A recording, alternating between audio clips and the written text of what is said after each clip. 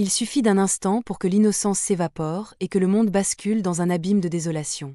Bonjour à tous, je m'appelle Adeline Dubois, j'ai aujourd'hui 78 ans, et ce que je vais vous raconter est sans doute l'ombre la plus persistante que j'ai portée dans mon cœur pendant des décennies. Mais avant de commencer, je vous invite à prendre un instant pour vous, à respirer profondément. Si mon histoire résonne en vous, si elle vous touche, n'hésitez pas à laisser un petit témoignage de votre passage.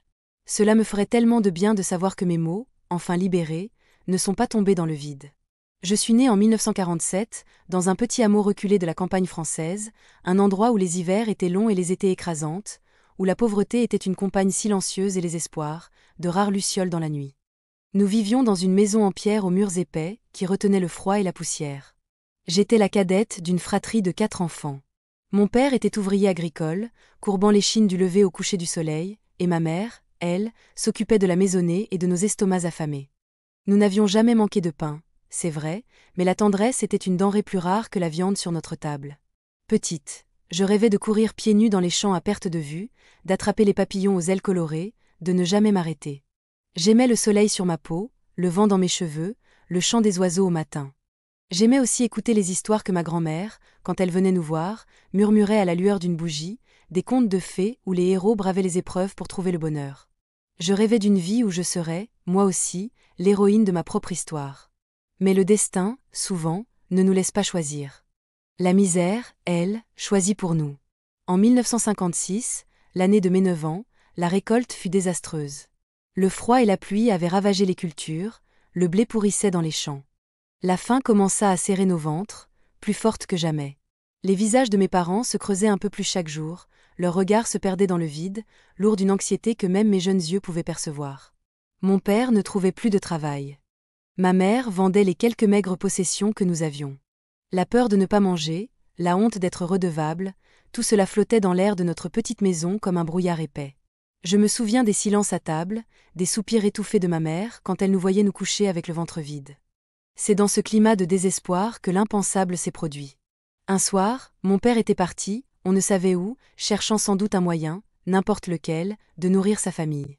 Ma mère était assise près du feu mourant, le visage dans ses mains. Mes frères et ma sœur, plus jeunes, dormaient déjà, épuisés par la faim. J'étais là, recroquevillée dans un coin, trop effrayée pour dormir, trop jeune pour comprendre l'ampleur du désastre. C'est à ce moment-là que la porte s'est ouverte. Un homme est entré. Je ne l'avais jamais vu auparavant. Il était grand, avec un visage dur, des yeux sombres qui ne souriaient jamais. Il portait un chapeau et un long manteau qui sentait le tabac et le froid. Il a parlé d'une voix grave, et les mots, à peine audibles, ont transpercé le silence comme des éclats de verre. Je me souviens seulement de quelques bribes, argent. Riz. Enfant. Une bouche en moins. Ma mère n'a pas levé la tête. Elle a simplement hoché la tête, un mouvement lent, résigné. Mon cœur s'est glacé. Je ne comprenais pas. Je voulais crier, demander ce qui se passait, mais ma gorge était serrée par une peur panique. L'homme s'est approché de moi. Sa main, froide et rugueuse, a attrapé mon bras. Je me suis débattue, mais il était trop fort. J'ai regardé ma mère, cherchant un signe, un regard, un mot qui dirait non. Mais elle n'a pas bougé. Elle est restée là, comme une statue de pierre, ses mains toujours sur son visage. L'homme m'a traînée hors de la maison, dans la nuit glaciale. Je me suis agrippée à l'encadrement de la porte, mes ongles arrachant des éclats de bois. J'ai crié, cette fois. Un cri étranglé, désespéré, qui s'est perdu dans le vent. Mais personne n'est venu. Ma mère n'a pas bougé. Et c'est ainsi que, à 9 ans, j'ai été vendue pour un sac de riz. Un sac de riz qui, j'imagine, a nourri ma famille pendant quelques jours. Quelques jours de survie, échangés contre toute une vie d'enfant volé. La camionnette dans laquelle il m'avait jeté sentait le foin moisi et le gazole. Je me suis recroquevillée sur la banquette dure, mes bras serrés autour de mes genoux, les larmes gelées sur mes joues. L'homme n'a pas dit un mot. Il a démarré le moteur avec un bruit assourdissant et nous avons roulé. Le voyage m'a semblé durer une éternité. Je voyais défiler par la fenêtre des paysages inconnus, des arbres nus, des champs sombres sous un ciel d'encre. La nuit était épaisse, sans lune. Chaque secousse du véhicule me rappelait que je n'étais plus chez moi, que ma vie avait basculé dans un néant effrayant. Quand la camionnette s'est arrêtée, l'aube pointait à peine, un filet de lumière grise perçant l'obscurité. Nous étions devant une ferme, une grande bâtisse en pierre, plus imposante que ma propre maison, mais qui dégageait une impression de froideur. Des chiens ont aboyé à notre arrivée, leurs cris déchirant le silence du matin. L'homme m'a tiré du véhicule. Mes jambes, engourdies par le froid et la peur, refusaient de me porter. Il m'a poussé vers la porte, et j'ai trébuché, tombant sur le sol gelé. Une femme est apparue sur le seuil. Grande, large, avec un foulard serré sur ses cheveux et un tablier qui semblait avoir absorbé toutes les saletés de la terre. Son visage était marqué de rides profondes, mais ce sont ses yeux qui m'ont le plus frappé. Des yeux durs, sans aucune chaleur, comme des pierres polies par les années. Elle m'a regardé de la tête aux pieds, un regard qui m'a fait me sentir sale et insignifiante. Elle est maigre, a-t-elle dit d'une voix rauque, s'adressant à l'homme. Mais elle fera l'affaire. L'homme a grommelé quelque chose, et j'ai entendu le cliquetis de pièces. L'échange. La transaction. Ma vie réduite à quelques sous et un sac de riz. J'ai senti une nausée monter en moi, une douleur plus vive que le froid. La femme m'a ordonné de la suivre. Elle ne m'a pas tendu la main. Je me suis relevée avec difficulté, mes membres tremblants. Elle m'a fait entrer dans la ferme. L'intérieur était sombre, sentant le bétail, la terre et un vague parfum de soupe aux légumes. Elle m'a conduite vers une petite pièce adjacente à la cuisine, une sorte de débarras avec un lit rudimentaire et une couverture usée. « C'est ici que tu dormiras, » a-t-elle dit. « Demain, tu commenceras le travail. » Elle a fermé la porte derrière elle, me laissant seule dans l'obscurité. Le silence était assourdissant, seulement brisé par les bruits lointains de la ferme qui s'éveillaient et les battements affolés de mon propre cœur. J'ai pleuré. Pas des sanglots bruyants, mais des larmes silencieuses, des larmes de peur, de solitude, de trahison. Je voulais ma mère. Je voulais mes frères et ma sœur. Je voulais mon lit, même s'il était dur, et la lumière de ma maison, même si elle était faible. Les jours suivants ont été un flou de travail et de fatigue. Je n'étais qu'une enfant, mais mes mains étaient celles d'une vieille femme. Je devais nourrir les poulets, ramasser les œufs, nettoyer les étables, éplucher les légumes, laver le linge. Le travail était sans fin. Mes mains étaient gercées, mes pieds endoloris. La femme, que j'ai appris à appeler Madame Dubois, était exigeante et ne supportait aucune faute. Un regard de travers, une assiette mal lavée, et j'avais droit à une gifle, ou pire, à ne pas manger. La faim était ma compagne constante. Les repas étaient maigres, et souvent, je n'avais droit qu'au reste, si tant est qu'il y en ait. La nuit, je me recroquevillais sur mon lit de fortune, mes muscles endoloris, mon ventre gargouillant. Je rêvais de pain chaud, de la soupe de ma mère, de la chaleur d'un foyer. Mais au réveil, la réalité me frappait de nouveau. Je n'étais qu'une main-d'œuvre bon marché, une enfant sans nom, sans famille, sans amour. Les saisons ont passé. L'hiver a fait place au printemps, puis à l'été. Je grandissais, mais ma joie d'enfant, elle, diminuait. Je ne riais plus. Je ne chantais plus. J'étais devenue une ombre, silencieuse, obéissante, invisible. Madame Dubois et son mari, un homme taiseux et bourru, ne me parlaient que pour me donner des ordres. Je n'avais pas d'amis, pas de confidents. Les animaux de la ferme étaient mes seuls compagnons, et parfois, je leur murmurais mes peurs, mes chagrins, mes rêves perdus. Un jour, alors que je m'occupais des cochons, une petite fille est venue vers moi. Elle devait avoir mon âge. Elle était bien habillée, ses cheveux étaient tressés avec des rubans colorés. C'était leur fille, je ne l'avais vue que de loin. Elle m'a regardée avec curiosité, puis avec une sorte de dédain. « Pourquoi tu es là » a-t-elle demandé, sa voix aigre. « Maman dit que tu es la bonne à tout faire. » J'ai baissé la tête. Je ne savais pas quoi répondre. Je n'étais pas une bonne à tout faire. J'étais Adeline. Mais ici, je n'étais personne. Elle s'est mise à rire, un rire moqueur qui a transpercé mon cœur. « Tu es sale » a-t-elle ajouté. « Et tu sens mauvais. » Elle est repartie en courant, me laissant seule avec mes larmes et ma honte. Ce jour-là, j'ai compris que je n'appartenais pas à ce monde. Que je n'étais qu'une étrangère, une paria. Et la petite étincelle d'espoir qui s'était maintenue au fond de mon cœur, cette étincelle qui me disait que peut-être, un jour, ma mère viendrait me chercher, s'est éteinte. Les années passaient, marquées par le rythme immuable des saisons et le poids constant du travail. J'avais 14 ans quand la routine implacable de la ferme fut brisée par un événement inattendu. La guerre. Pas celle des contes de fées, mais celle des hommes, sourdes, brutales, qui s'immisçaient jusque dans les recoins les plus reculés de la campagne. Les nouvelles arrivaient par bribes, des murmures, des ondits, portés par le vent et les rares voyageurs. On parlait de pénurie, de réquisition, de jeunes hommes qui ne rentraient plus chez eux. La ferme, déjà austère, devint un lieu encore plus sombre. Le ravitaillement était difficile, et la faim, que je pensais connaître si bien, prit une nouvelle dimension. Madame Dubois et son mari, déjà avares, rationnaient encore plus les maigres repas. Je travaillais plus que jamais, mes jeunes forces mises à l'épreuve par la nécessité de produire, de survivre. Un jour, des soldats sont arrivés. Des uniformes étrangers, des voix dures, des regards qui scrutaient chaque recoin de la ferme. J'étais en train de ramasser des pommes de terre dans le champ, les mains sales, le dos courbé. J'ai vu Madame Dubois leur parler, son visage fermé, ses mains serrées sur son tablier. Ils ont inspecté les étables, les greniers. Puis l'un d'eux, un homme grand avec une cicatrice sur la joue, s'est approché de moi. Mon cœur s'est emballé. J'ai baissé la tête, priant pour qu'il ne me voie pas, pour qu'il passe son chemin. Mais il s'est arrêté devant moi. Il a dit quelque chose dans une langue que je ne comprenais pas, un son rauque et guttural. Je me suis figée, terrifiée. Madame Dubois est intervenue, avec un sourire forcé qui ne lui ressemblait pas. Elle a expliqué que j'étais une aide, une orpheline qu'elle avait recueillie par charité. Le soldat a haussé les épaules, son regard perçant n'a pas quitté mon visage. Puis il est reparti avec ses hommes. J'ai compris à cet instant que ma vie ne valait rien. Que j'étais une marchandise, un outil. La « charité » de Madame Dubois était un mensonge pour dissimuler mon statut. J'étais une esclave, rien de plus.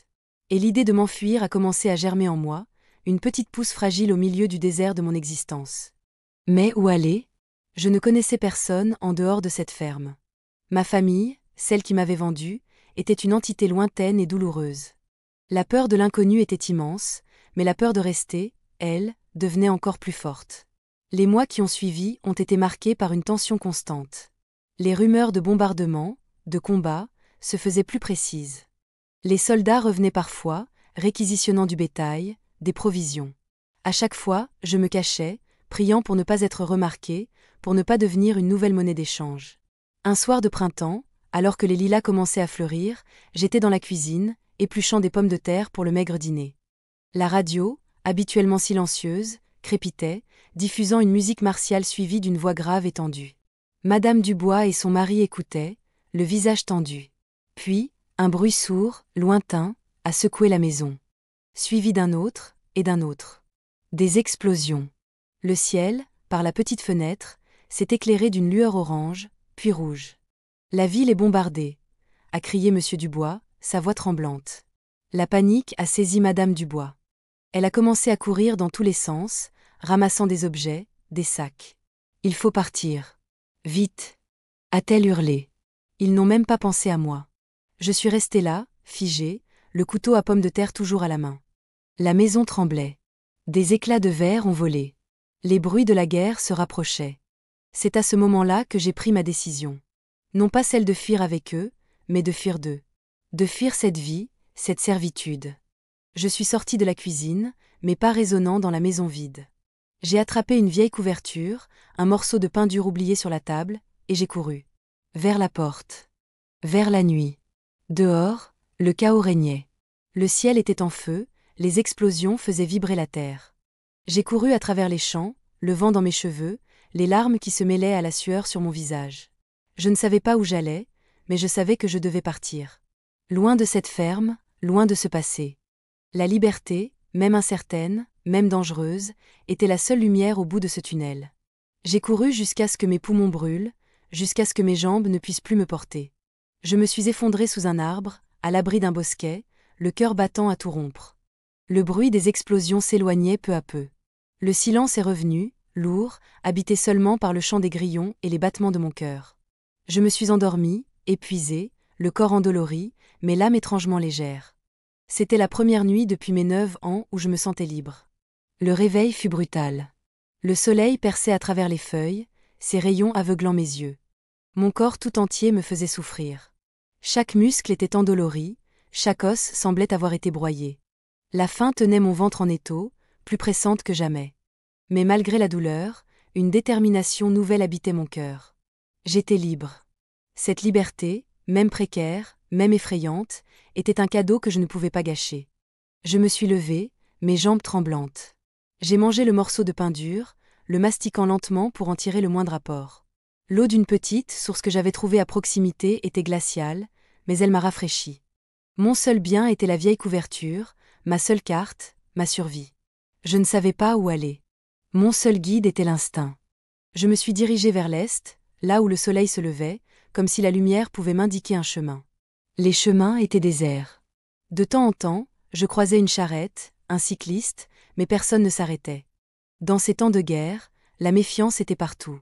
Les visages étaient fermés, les regards fuyants. Je marchais toute la journée, m'arrêtant seulement pour me reposer quelques instants ou pour chercher de quoi manger. Je glanais des baies sauvages, des racines comestibles. La peur me tenait compagnie, la peur d'être rattrapé, la peur de ne pas survivre. Mais il y avait aussi, au fond de moi, une petite flamme, celle de l'espoir. L'espoir de trouver un abri, un peu de chaleur humaine. L'espoir de ne plus jamais être seul. Les nuits étaient froides et longues. Je me recroquevillais sous ma couverture, cherchant la moindre parcelle de chaleur. Le vent sifflait entre les arbres, et chaque bruit me faisait sursauter. Je pensais à ma famille. À ma mère. Je me demandais si elle avait regretté. Si elle pensait à moi. La douleur de cette trahison était toujours là, une épine dans mon âme. Mais étrangement, la haine ne venait pas. Seulement une tristesse profonde, une incompréhension. Après plusieurs jours de marche, mes forces commençaient à m'abandonner. Je me sentais faible, le corps couvert de plaies et d'éraflures. J'étais sur le point de m'effondrer quand j'ai aperçu, au loin, la fumée d'une cheminée. Un petit village. Je me suis traînée jusqu'à la première maison. Une chaumière modeste, avec un jardin potager et quelques poules qui picoraient le sol. J'ai frappé à la porte, ma main tremblante. Le cœur battant à tout rompre. La porte s'est ouverte. Une femme âgée est apparue, son visage ridé mais doux, ses yeux bleus voilés de bienveillance. Elle m'a regardé, sans un mot, son regard s'attardant sur mes vêtements sales, mes cheveux emmêlés. « Mon enfant » a-t-elle murmuré, sa voix douce comme une caresse. « Que t'arrive-t-il » Les mots se sont bousculés dans ma gorge. J'ai essayé de parler, mais seuls des sanglots ont éclaté. Elle m'a tendu la main. Une main chaude, réconfortante. « Viens » a-t-elle dit. « Tu as l'air d'avoir besoin de repos. » Elle m'a fait entrer dans sa maison. L'intérieur était simple mais propre, sentant bon le bois brûlé et le pain frais. Une chaleur douce émanait de la cheminée. Elle m'a assise près du feu et m'a apporté un bol de soupe fumante et un morceau de pain. Je n'avais jamais rien mangé d'aussi délicieux. Je lui ai raconté mon histoire, par bribes, entre 2 cuillerées de soupe. Les mots étaient difficiles, mais elle a écouté, sans m'interrompre, ses yeux bleus fixés sur mon visage. Quand j'ai eu fini, elle a soupiré. « La guerre fait de terribles choses, ma petite » a-t-elle dit. Mais le cœur des hommes est parfois encore plus sombre. Elle s'appelait Mathilde. Elle était veuve et vivait seule depuis la mort de son mari, partie à la guerre et jamais revenue. Elle m'a offert un abri, de la nourriture et un lit. Pas un lit de fortune dans un débarras, mais un vrai lit, avec des draps propres et une couverture douillette. Pendant les jours qui ont suivi, Mathilde m'a soignée. Elle a lavé mes plaies, m'a donné des vêtements propres. Elle m'a appris à coudre, à tricoter. Elle m'a raconté des histoires, pas des contes de fées, mais des récits de sa propre vie, de ses joies, de ses peines. Elle était une femme forte, résiliente, et sa présence était comme un baume sur mon âme blessée. Je ne savais pas combien de temps je pourrais rester chez elle. La guerre faisait rage, et chaque jour apportait son lot d'incertitudes. Mais pour l'instant, j'étais en sécurité. J'avais trouvé un havre, un peu de paix au milieu du chaos. Et, pour la première fois depuis longtemps, j'ai senti une pointe de gratitude. Pour cette femme, cette étrangère, qui m'avait tendu la main quand personne d'autre ne l'avait fait. Le temps chez Mathilde s'est écoulé différemment. Non pas en jours ou en semaines, mais en moments de répit, en éclairs de gentillesse qui perçaient l'obscurité de la guerre. Elle m'a appris à voir la beauté dans les petites choses.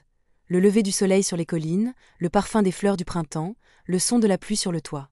Avec elle, j'ai redécouvert le goût du rire, un rire doux et hésitant au début, puis plus franc, plus libérateur. La guerre, elle, continuait à gronder au loin. Les nouvelles étaient de plus en plus alarmantes. Les pénuries s'aggravaient. Même chez Mathilde, nous devions être économes. Mais malgré cela, elle trouvait toujours un moyen de partager le peu que nous avions. Sa générosité était sans limite, une oasis dans un monde en flammes. Un jour, un camion militaire s'est arrêté devant la maison. Des soldats, cette fois, de notre camp. Ils cherchaient des volontaires pour aider aux efforts de guerre, des mains pour la récolte, pour les soins aux blessés. J'ai vu le regard de Mathilde, un mélange de tristesse et de résignation. Elle savait que ma présence la mettait en danger, que sa gentillesse pourrait être perçue comme un acte de rébellion. « Tu dois partir, Adeline » m'a-t-elle dit un soir, sa voix empreinte de douleur. « Je ne peux plus te protéger. » Mon cœur s'est serré. L'idée de quitter Mathilde, la seule personne qui m'avait montré de l'amour depuis si longtemps, était insupportable. Mais je savais qu'elle avait raison. Je ne pouvais pas la laisser risquer sa vie pour moi. Où irai-je? Ai-je demandé, les larmes aux yeux. Elle m'a pris la main. La ville voisine. Ils ont besoin d'aide à l'hôpital. C'est dangereux, oui, mais tu y seras utile. Et tu y seras en sécurité, loin des regards curieux. Elle m'a donné un petit sac contenant quelques provisions, un peu d'argent qu'elle avait économisé, et une lettre. Cette lettre, tu la donneras au directeur de l'hôpital. Il était un ami de mon mari. Il t'aidera. Le lendemain matin, le cœur lourd, j'ai quitté la maison de Mathilde. L'adieu fut silencieux. J'ai serré Mathilde dans mes bras, sentant la chaleur de son corps, la douceur de sa peau ridée. Ses larmes coulaient sur mes cheveux. « Sois forte, mon enfant », a-t-elle murmuré. La vie est une épreuve, mais tu es plus forte que tu ne le crois. J'ai marché jusqu'à la ville, le sac sur le dos, la lettre serrée dans ma main. La ville était différente du petit village de Mathilde. Des maisons détruites, des rues désertes, le silence pesant des ruines. L'hôpital était un bâtiment immense, en partie endommagé, mais encore debout. Des ambulances allaient et venaient, le son des sirènes déchirant l'air. J'ai trouvé le directeur, un homme fatigué aux yeux cernés, mais dont le regard s'est adouci en lisant la lettre de Mathilde. Il m'a prise sous son aile, me donnant un lit dans une petite pièce avec d'autres aides-soignantes et du travail. Mon travail consistait à aider les infirmières. Changer les pansements, nettoyer les chambres, apporter de l'eau aux blessés, les écouter. C'était un travail difficile, éprouvant. La souffrance était partout, palpable. Les cris de douleur, les gémissements, le silence lourd de ceux qui s'éteignaient. J'ai vu des choses que jamais une jeune fille ne devrait voir. Mais au milieu de cette horreur, j'ai trouvé un sens. Chaque petite aide que j'apportais, chaque sourire que je recevais d'un soldat blessé, chaque mot de remerciement, me donnait une raison de continuer. J'étais utile. Je ne me sentais plus inutile, ni invisible. J'étais Adeline, celle qui aidait, celle qui soignait, celle qui apportait un peu de réconfort. J'ai appris vite. Les infirmières, des femmes courageuses et épuisées, m'ont enseigné les rudiments des soins. J'ai découvert une force en moi que je ne soupçonnais pas. La capacité de rester calme face à l'horreur, de trouver de l'empathie même quand la fatigue me rongeait. Les bombes continuaient de tomber. Les alertes étaient fréquentes. Nous nous cachions dans les caves, serrés les uns contre les autres, priant pour que le jour se lève et que la paix revienne. Un soir, alors que je veillais sur un jeune soldat blessé, il m'a regardé avec des yeux brillants de fièvre. « Vous êtes un ange », a-t-il murmuré. « Merci. » Ces mots ont résonné en moi. Un ange. Moi, Adeline, l'enfant vendu pour un sac de riz, l'esclave de la ferme. J'avais du mal à y croire. Mais pour la première fois, je n'ai pas baissé les yeux. J'ai souri. Un vrai sourire, sincère, qui venait du fond de mon cœur. La guerre a pris fin. Ce fut un soulagement immense, une vague d'espoir qui a balayé le pays. Les sirènes se sont tues, les bombardements ont cessé. Les rues se sont remplies de gens qui s'embrassaient, chantaient, pleuraient de joie. À l'hôpital, l'ambiance a changé. Les visages des infirmières et des médecins, si longtemps tirés par la fatigue et le désespoir, se sont enfin détendus. Les blessés, même les plus gravement atteints, semblaient trouver une nouvelle force. Pourtant, la fin de la guerre ne signifiait pas la fin de la souffrance. Le pays était en ruine. Des milliers de vies avaient été brisées, des familles entières décimées. L'hôpital, bien que moins débordé par les blessés de guerre, a vu affluer les victimes de la faim, de la maladie, de la misère. Mon travail n'a pas cessé. J'ai continué à aider, à soigner, à apporter un peu de réconfort à ceux qui en avaient besoin. Le directeur de l'hôpital, M. Martin, m'a proposé de rester. Il avait vu ma détermination, ma capacité à prendre soin des autres. Il m'a dit que j'avais un don, une âme d'infirmière. Ces mots, venant d'un homme si respecté, ont résonné en moi. Ils ont planté une graine d'espoir, une nouvelle direction pour ma vie. Je suis restée à l'hôpital pendant encore 2 ans.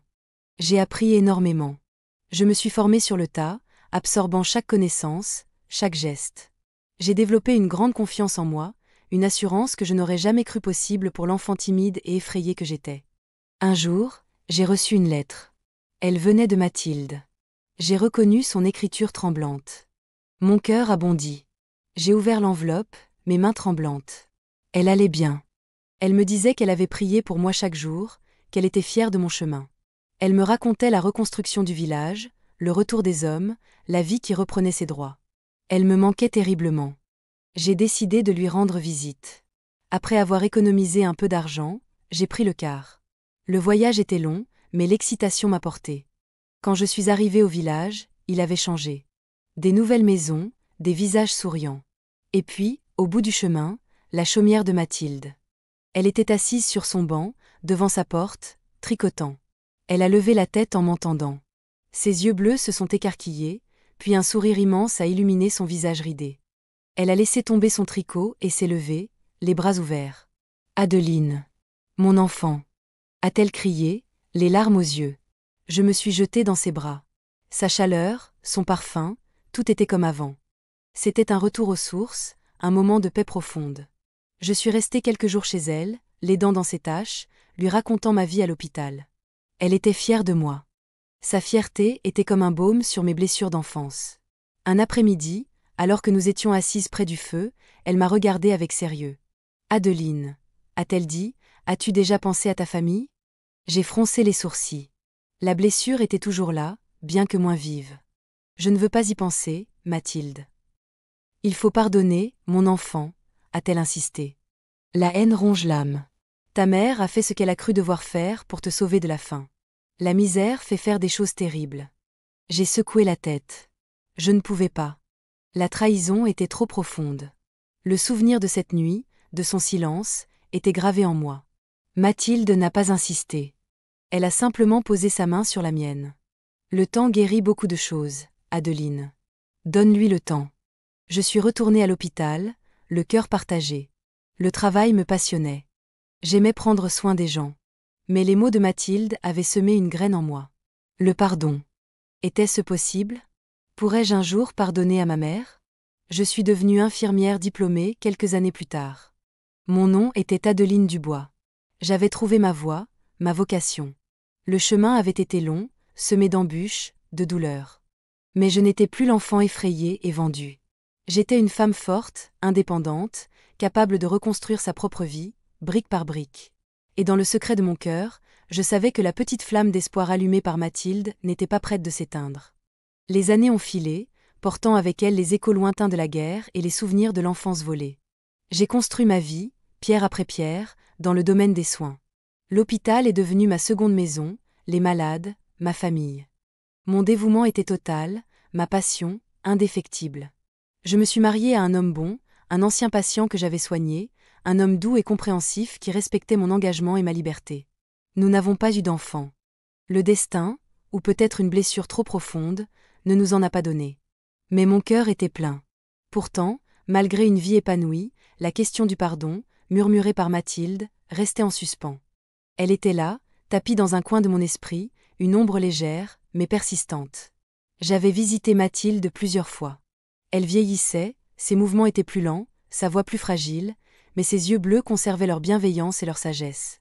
Elle me rappelait toujours, avec douceur, l'importance du pardon, non pas pour l'autre, mais pour soi-même.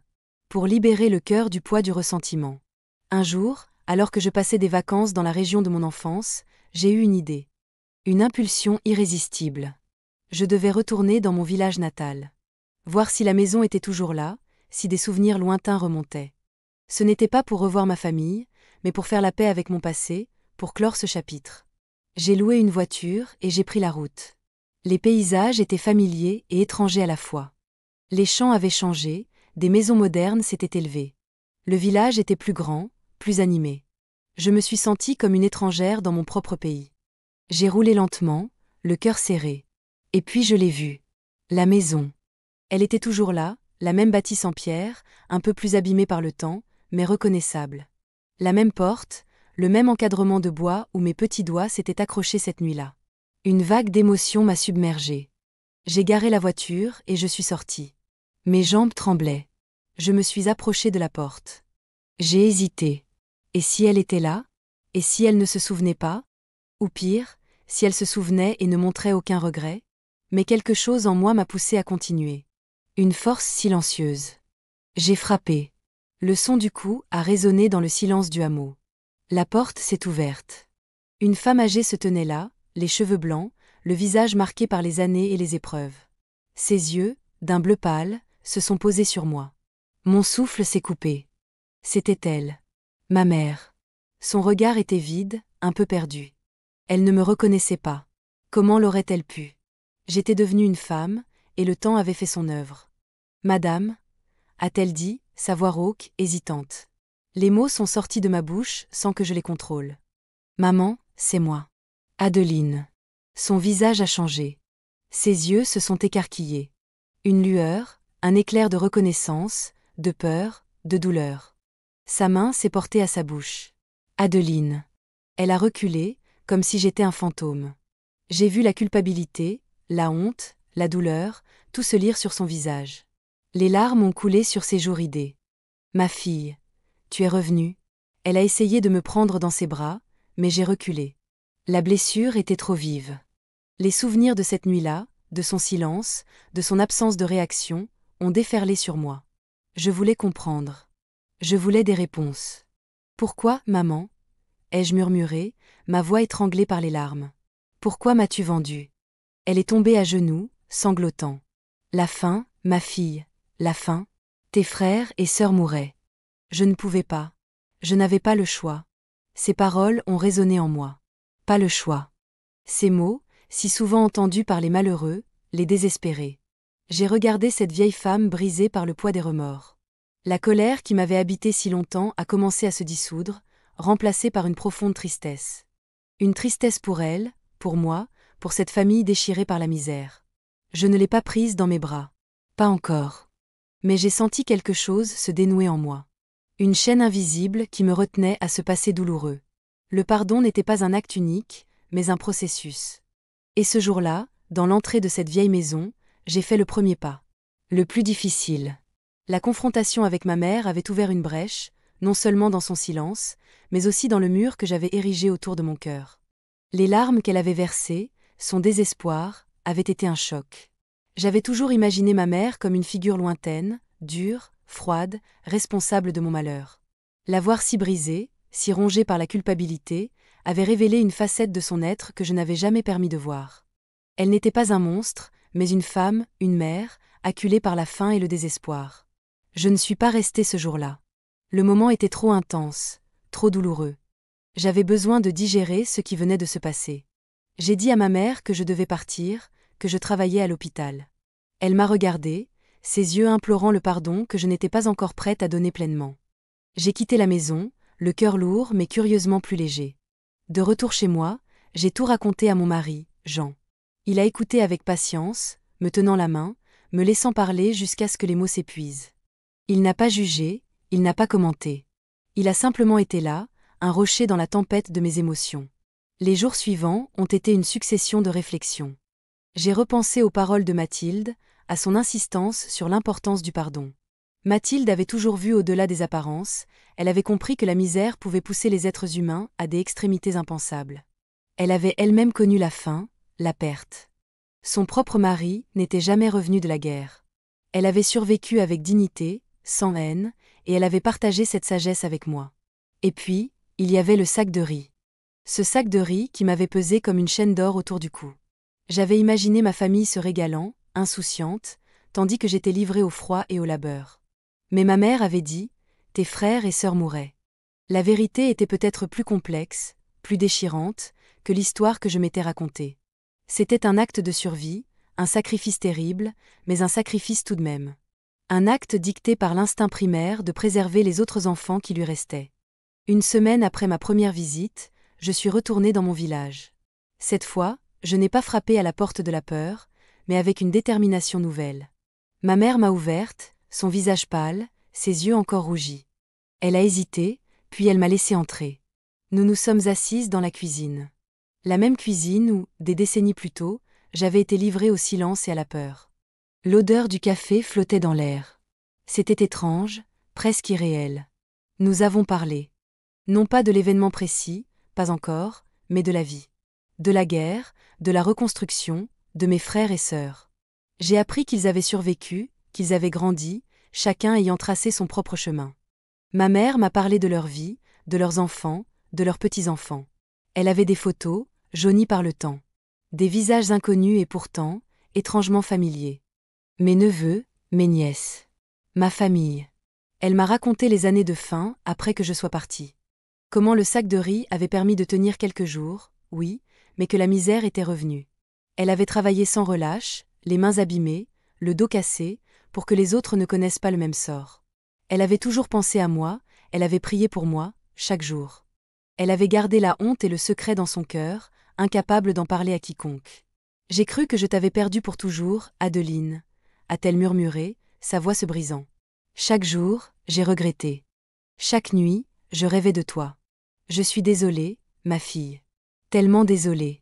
Ces mots étaient sincères. Je le sentais. Et dans ce moment, le mur s'est effondré. Le pardon a commencé à couler, non pas comme une rivière déchaînée, mais comme un filet d'eau purifiant, goutte après goutte. J'ai enfin pu la prendre dans mes bras. C'était un geste hésitant au début, puis plus ferme. J'ai senti son corps frêle trembler contre le mien. Ses larmes mouillaient mon épaule. Les miennes coulaient aussi, des larmes de soulagement, de libération. C'était le début d'une réconciliation. Une longue et lente réconciliation. Les blessures ne disparaissent jamais entièrement, mais elles peuvent cicatriser. Et ce jour-là, j'ai compris que le pardon n'était pas oublié, mais accepté. Accepter que le passé ne peut être changé, mais que l'avenir, lui, est entre nos mains. La réconciliation avec ma mère fut un chemin semé d'embûches, non pas à cause de la rancéure, mais à cause du poids des années de silence. Nous avons appris à nous connaître à nouveau, non pas comme mère et fille au sens traditionnel, mais comme deux âmes marquées par la vie, cherchant à panser de vieilles plaies. Je lui rendais visite régulièrement, partageant des repas, des souvenirs, des silences confortables. Elle me racontait son quotidien, ses joies simples, ses peines. J'ai vu en elle une femme courageuse, qui avait fait de son mieux dans des circonstances impensables. Mes frères et sœurs, que j'avais tant de mal à concevoir comme ma famille, sont entrés doucement dans ma vie. Les premières rencontres furent maladroites, chargées de non-dits et de curiosité. Mais le temps, encore une fois, a fait son œuvre. J'ai découvert des personnalités riches, des vies complètes, et j'ai réalisé que nous partagions bien plus que le même sang. Nous partagions l'histoire d'une famille qui avait survécu. Mon mari, Jean, était un pilier de force et de compréhension durant cette période. Son amour inconditionnel m'a permis de naviguer à travers ces eaux complexes. Il a rencontré ma mère, mes frères et sœurs, avec la même bienveillance qu'il avait toujours eue pour moi. Sa présence a apaisé les tensions, rendant les retrouvailles plus douces. La vie d'infirmière continuait d'être mon ancre. Chaque jour, je rencontrais la souffrance, mais aussi la résilience, l'espoir. J'ai vu des corps brisés se réparer, des esprits meurtris retrouver la lumière. Mon travail était une source inépuisable de sens, une manière de transformer ma propre douleur en compassion pour les autres. Je me suis souvent souvenu de ce jeune soldat blessé qui m'avait appelé un ange. Ce simple mot était resté gravé en moi, un rappel de la capacité humaine à trouver la lumière, même dans l'obscurité. Mathilde, ma seconde mère, ma guide, est partie un soir d'hiver, doucement, dans son sommeil. Sa mort a laissé un vide immense dans mon cœur. Mais elle m'avait donné tellement, plus que des soins et de la nourriture. Elle m'avait donné la capacité de pardonner, de voir la beauté dans la résilience et l'amour inconditionnel. Son héritage vivait en moi, dans chaque acte de gentillesse, chaque geste de soin. Avec le temps, la blessure de la vente s'est estompée, laissant place à une cicatrice, un rappel de ce que j'avais traversé, mais aussi de la force que j'avais trouvée en moi. J'avais compris que le pardon n'était pas une obligation, mais une libération. Libérer l'autre, mais surtout se libérer soi-même du poids du passé. Ma mère est décédée quelques années plus tard. Cette fois, j'étais là.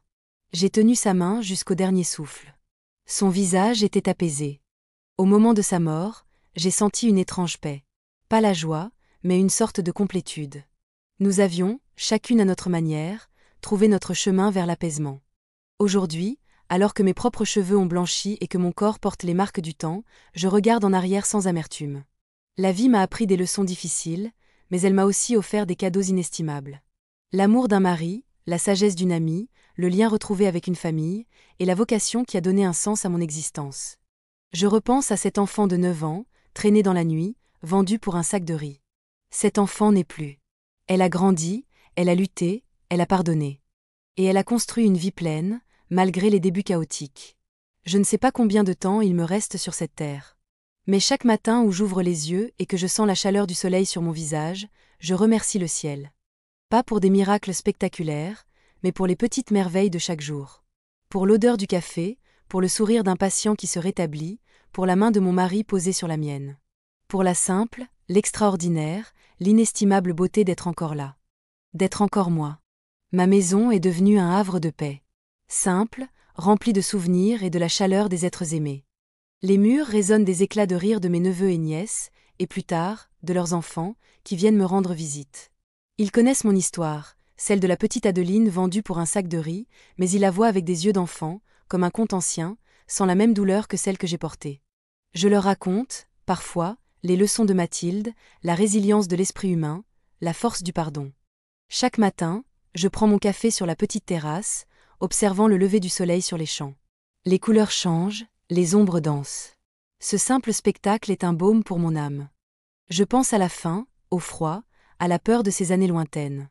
Et je mesure la distance parcourue, le chemin de vie qui m'a mené ici, à cette tranquillité. Mon mari, Jean, est mon compagnon silencieux et aimant.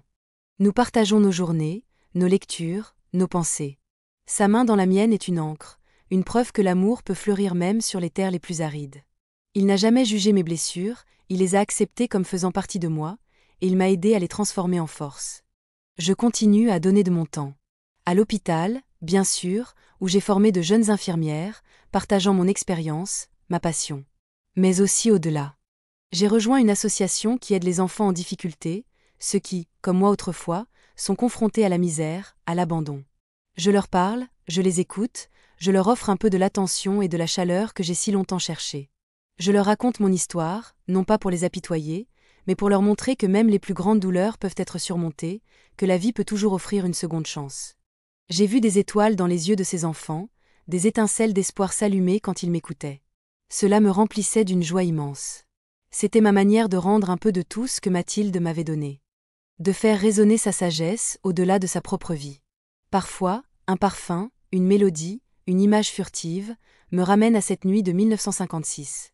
Le froid, la peur, le silence de ma mère. La douleur est encore là, une sorte de mélancolie douce. Mais elle ne me consume plus. Elle est devenue une part de mon histoire, un rappel de ma propre capacité à survivre et à aimer. J'ai appris que la résilience n'est pas l'absence de cicatrices, mais la capacité à vivre avec elles, à les transformer en force. J'ai appris que le pardon n'est pas un oubli, mais une libération. J'ai appris que le bonheur ne se trouve pas dans l'absence de problèmes, mais dans la capacité à les surmonter, à trouver la beauté dans les petits instants, à savourer chaque respiration. Mon corps se fait plus lent, mes souvenirs plus fragiles. Mais dans mon cœur, je suis droite comme un chêne battu par 1000 tempêtes et qui pourtant tient encore debout. Les douleurs de mon enfance ont sculpté la femme que je suis devenue. Elles m'ont rendue plus forte, plus compatissante, plus reconnaissante envers la vie. Je ne sais pas combien de temps il me reste sur cette terre. Mais chaque matin où j'ouvre les yeux et que j'entends le vent frôler les volets, je remercie le ciel. Pas pour les miracles spectaculaires, mais pour les petites merveilles de chaque jour. Pour l'odeur du pain chaud. Pour le sourire d'un enfant. Pour la main de mon mari posée sur la mienne sans un mot. Pour la lumière dorée du soir qui enveloppe mon jardin comme un manteau de velours. Pour la simple, l'extraordinaire, l'inestimable beauté d'être encore là. D'être encore moi. Les saisons se succèdent et avec elles, le paysage autour de ma maison change, un miroir des transformations qui ont jalonné ma propre vie. Le printemps apporte une explosion de couleurs et de parfums, les bourgeons éclatant sur les branches nues, les fleurs sauvages couvrant les prairies d'un tapis joyeux. Je me souviens des hivers interminables de mon enfance à la ferme, de la terre gelée et des mains engourdies par le froid. Aujourd'hui, je savoure la chaleur du soleil sur ma peau, la douceur de l'air printanier, chaque rayon comme une bénédiction. L'été, avec ses journées longues et ses soirées douces, est propice aux visites. Mes neveux et nièces, désormais parents eux-mêmes, viennent avec leurs enfants. La maison s'emplit de rires, de cris joyeux, de l'énergie débordante de la jeunesse. Je les observe, ces visages lumineux, ces yeux pleins de curiosité et d'innocence. Ils ne connaissent pas la faim, la guerre, la peur. Ils vivent dans un monde différent, un monde que ma génération a contribué à reconstruire, brique par brique. Et dans leurs yeux, je vois une part de moi, une continuation, une promesse. Je leur raconte des histoires, non pas celles des contes de fées qui m'ont fait rêver enfant, mais les miennes. Celles de Mathilde, de son jardin fleuri et de sa sagesse infinie. Celles de l'hôpital, des visages que j'ai soignés, des mains que j'ai tenues. Celles de la guerre, de la peur, mais aussi du courage et de la résilience humaine. Je leur parle de ma mère, non pas en victime, mais en femme qui a fait un choix déchirant pour la survie de sa famille. Je leur transmets l'idée que le pardon est une force, non pas une faiblesse. Mon rôle d'infirmière retraitée continue d'être une part essentielle de mon identité. Je ne porte plus l'uniforme, mais je reste infirmière dans l'âme. Mon expérience me permet de comprendre les peurs, les doutes, les angoisses des personnes âgées de mon village. Je les écoute, je leur apporte un peu de réconfort, un sourire, un mot gentil. Chaque interaction est un rappel de l'importance de la compassion, de la présence humaine. Quand l'automne arrive, et que les feuilles changent de couleur, je me promène souvent dans les bois environnants. Le crissement des feuilles sous mes pas est une mélodie apaisante. Je me souviens des forêts sombres et menaçantes que j'ai traversées enfant en fuyant la ferme. Aujourd'hui, ces mêmes bois sont un refuge, un lieu de contemplation.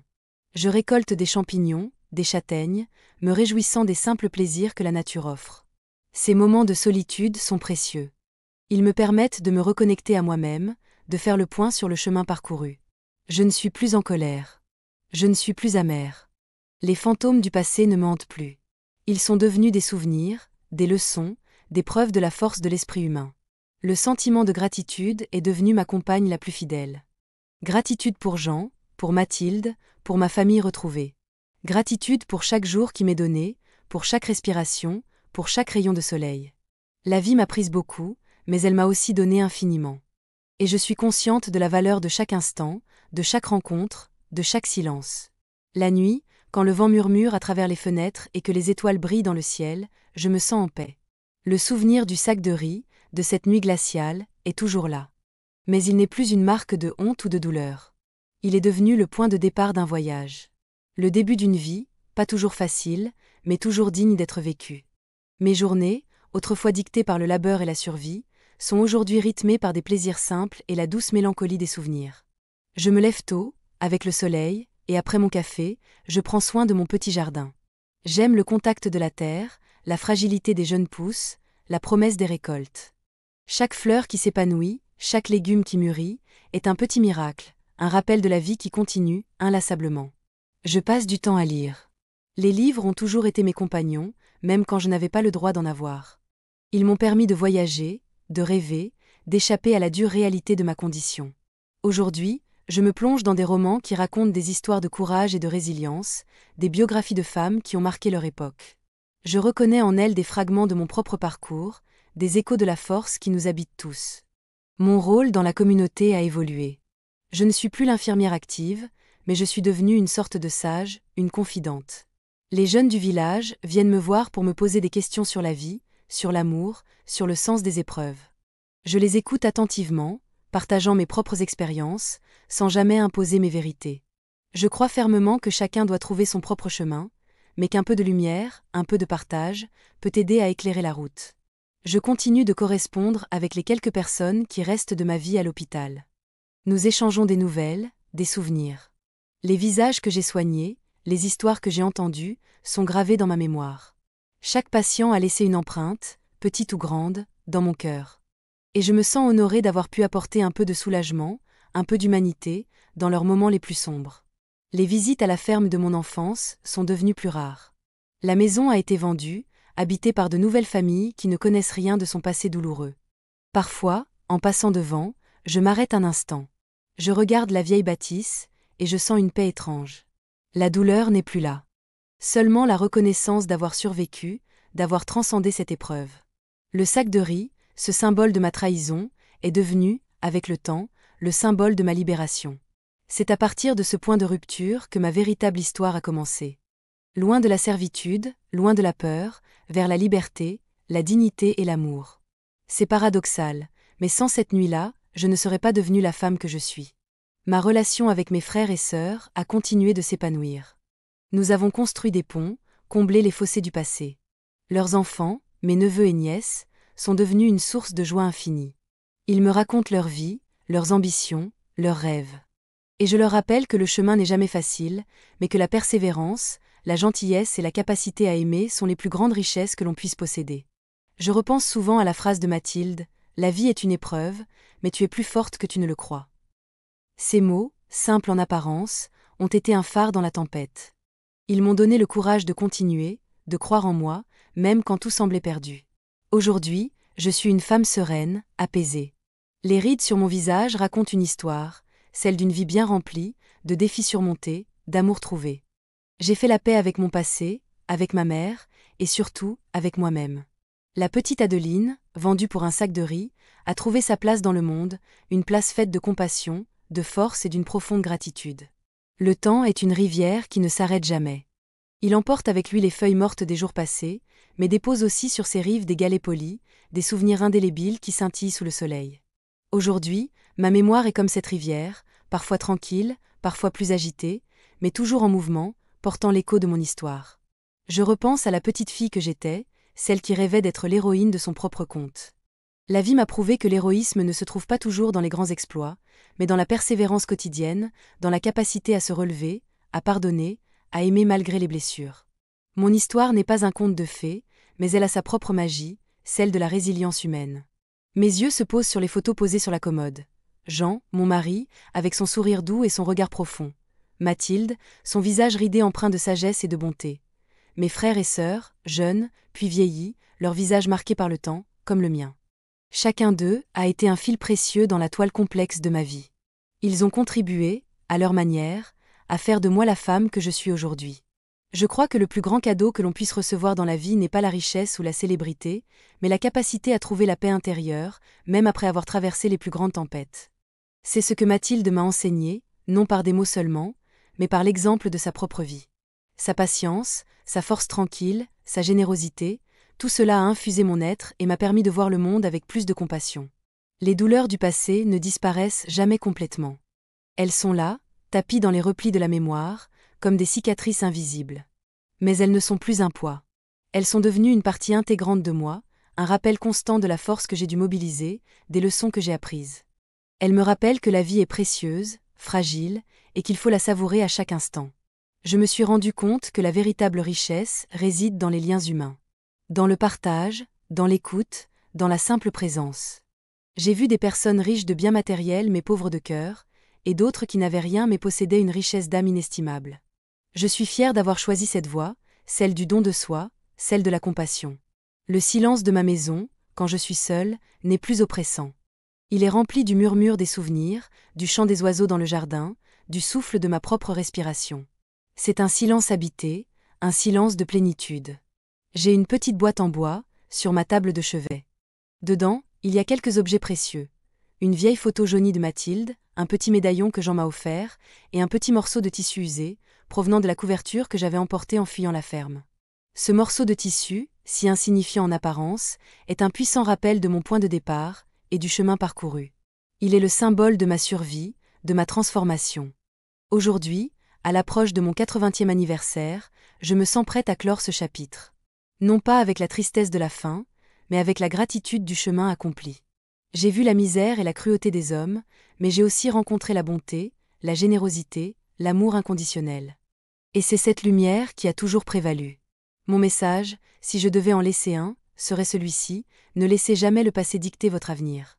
Les épreuves peuvent vous briser, mais elles peuvent aussi vous forger. Cherchez la lumière, même dans les moments les plus sombres. Pardonnez, non pas pour les autres, mais pour vous-même. Et surtout, aimez. Aimez la vie, aimez les autres, aimez-vous vous-même. Car l'amour est la seule force capable de guérir toutes les blessures. Je ne sais pas combien de temps il me reste sur cette terre. Mais chaque matin où j'ouvre les yeux et que je sens la chaleur du soleil sur mon visage, je remercie le ciel. Pas pour les miracles spectaculaires, mais pour les petites merveilles de chaque jour. Pour l'odeur du pain chaud. Pour le sourire d'un enfant. Pour la main de mon mari posée sur la mienne sans un mot. Pour la lumière dorée du soir qui enveloppe mon jardin comme un manteau de velours. Pour la simple, l'extraordinaire, l'inestimable beauté d'être encore là. D'être encore moi. Merci de m'avoir écouté jusqu'au bout. Si mon histoire a touché votre cœur, si elle vous a fait réfléchir, sourire, pleurer peut-être, je vous invite à garder en vous cette étincelle de résilience. Lorsque je regarde ma vie, étalée devant moi comme un vieux tapis persan, tissé de fils lumineux et de fils plus sombres, je ne ressens plus de regrets. Chaque nœud, chaque motif, chaque déchirure même, a contribué à sa richesse, à sa singularité. Ce n'est pas une vie parfaite, loin de là. Mais c'est ma vie, vécue pleinement, avec tout ce qu'elle a pu contenir de joie et de chagrin. Je me souviens des paroles de cette vieille femme, Mathilde, dont les yeux bleus étaient comme des puits de sagesse.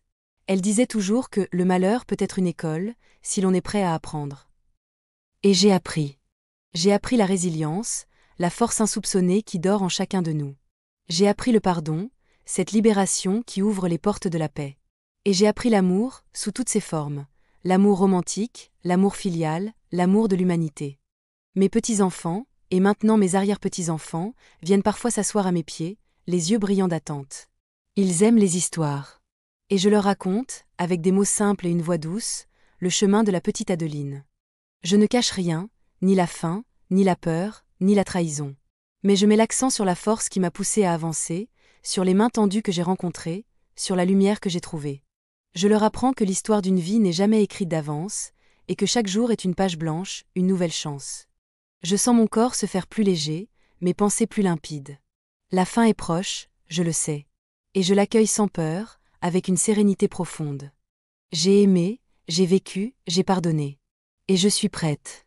Le soir, quand le soleil se couche sur les collines, peignant le ciel de couleurs flamboyantes, je m'assois sur ma terrasse. Le silence est profond, seulement brisé par le chant lointain d'un hibou. Je ferme les yeux. Et je revis des éclats de ma vie. Le rire de Jean. Le regard de Mathilde.